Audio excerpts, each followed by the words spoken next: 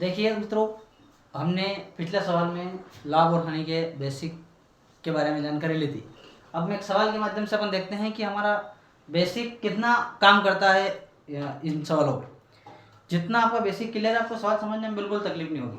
देखिए, एक पंखा 875 में खरीदा, मतलब आपको एक मूल्य दे रखा है इसने कि एक पंखा 875 में खरीदा मतलब क्रय मूल्य। तो हमको सवाल करते वक्त एक एक चीज को लिख लेना है फटाक से। ये हल, खरीदा मतलब क्रय मूल्य, तो हमको क्रय मूल्य मिल गया यहाँ पे कितना, क्रय मूल्य बराबर 875। अब एक चीज हमारे पास आ गई क्रय मूल्य, हम सवाल में आगे बढ़ते हैं। वह 905 में बेच दिया। मैंने आपको बताया था कि क्रय और विक्रय समझने के लिए आपको ये पता होना चाहिए, खरीदा मतलब क्रय, बेच दिया मतलब विक्रय। तो अब विक्रय मूल्य लिख लो आप। विक्रय मूल्य कितना, 905। दोनों ही चीजें क्लियर हो गई, क्रय मूल्य 875, विक्रय मूल्य 905।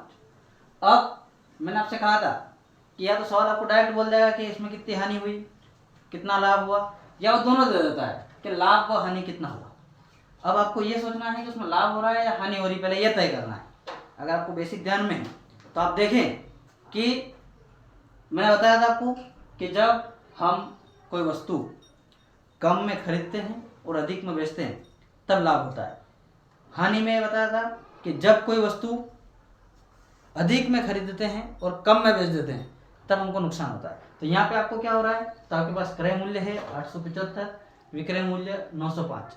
यहाँ एक चीज क्लियर हो गई है कि हमने वस्तु कम में खरीदी है और अधिक में बेची है, तो यहाँ हमको लाभ हो रहा है। अब जब लाभ हो रहा है तो हमको लाभ का सूत्र लिखना है, लाभ बराबर विक्रय मूल्य माइनस क्रय मूल्य। अब आपका विक्रय मूल्य 905, क्रय मूल्य 875। देखिए, बहुत सारे जो प्राइमरी स्तर के बच्चे होते हैं उनको घटाने के लिए अभी भी वह बिल्कुल मतलब जो बिल्कुल लो क्लासों में, पहली दूसरी क्लासों में जो सिखाया जाता है घटाने के तरीके, इसी तरीके से बच्चे घटाते हैं। कोई दिक्कत नहीं, आपको कन्फ्यूजन है तो आप जरूर ऐसे घटा लीजिए, कोई समस्या नहीं है। 905 ये अपना 875, ये घटाया, 5 में से 5 कम करते हैं तो 0। अब यहाँ 0 है, 0 में से हमको 7 कम करना है, तो संभव नहीं है क्योंकि 0 का कोई मान नहीं होता है। तो वो पास वाली संख्या के पास से एक उदाहरण लेता है, यहाँ हम 10 मान लेते हैं और 10 में से फिर ये 7 कम करते हैं तो 3 बचता है। इसी प्रकार जब ये इसको 1 दे देता है तो यहाँ 8 रह जाता है और 8 में से 8 जाता है तो ये 0 बच जाता है। ये तो मैंने आपको एक, जब बिल्कुल ही किसी व्यक्ति को नहीं आता है तो हम उसको इस तरीके से जब सिखाते हैं बेसिक स्तर पे, इस तरीके से बताया। अगर आप थोड़े एक्सपर्ट हैं, आपको घटाना या सब्ट्रैक्शन बहुत बढ़िया से आता है, तो आपको कोई तकलीफ नहीं आएगी। आप इसको डायरेक्ट यहाँ इस तरीके से करिए, इस पहले डिजिट में से पहला डिजिट मतलब पहले अंक में से पहला अंक आप घटाइए, तो ये 5 और ये भी 5, जब 5 में से 5 कम किया जाता है तो 0 आ जाता है। फिर दूसरे अंक पे हम आते हैं, दूसरा अंक इसका 0 है जिसमें से हमको घटाना है, और जो घटाना है वह 7 है मतलब 7 है। तो हम इसके पास से एक उदाहरण लेते हैं, तो ये शून्य जो हमारा 10 हो जाता है, 10 में से 7 कम करता है तो यहाँ 3 बच जाता है।